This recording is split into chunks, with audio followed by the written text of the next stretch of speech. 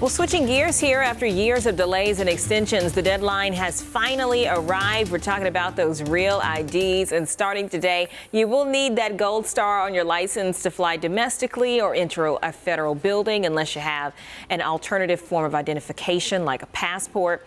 Now, the TSA also says people will still be able to fly, but it will take a little longer to get through security if you don't have that ID. And if you're not flying so soon or don't need to enter a federal building, then you've got some time before you upgrade. We know that people still have a lot of questions surrounding this, what it means for your next trip. So joining us live now to talk more is TSA spokesperson Daniel Velez. Daniel, good morning. Thanks so much for joining us. Yeah, good morning. Thanks for having me. Of course, of course.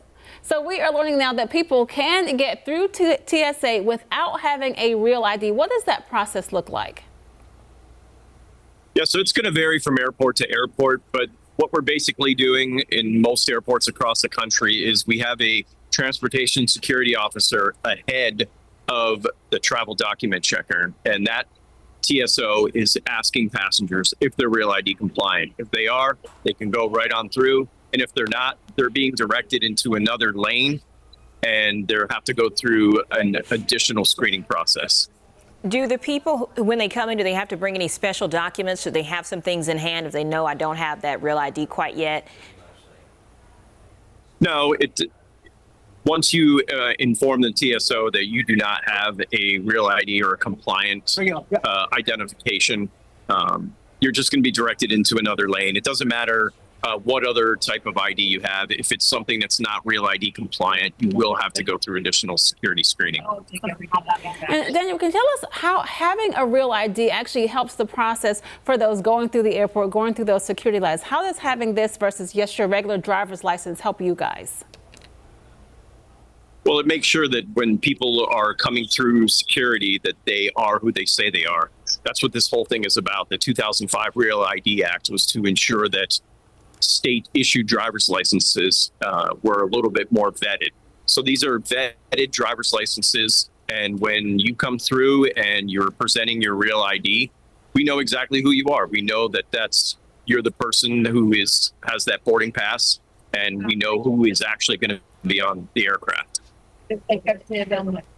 Now, about a month or so ago, you all held a press conference talking about a number of things, particularly spring travel, and real IDs came up as part of it. At that time, I don't think it was fully sort of etched out what it would look like whenever folks came through to if there would be a grace period, so to speak, like what we're discussing today.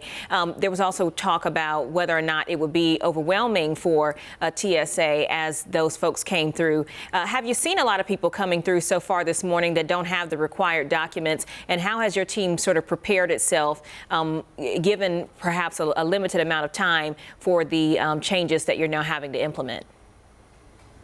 Actually, it's been the opposite. We have seen the majority of folks here at Boston Logan and airports across the country, airports in North Carolina.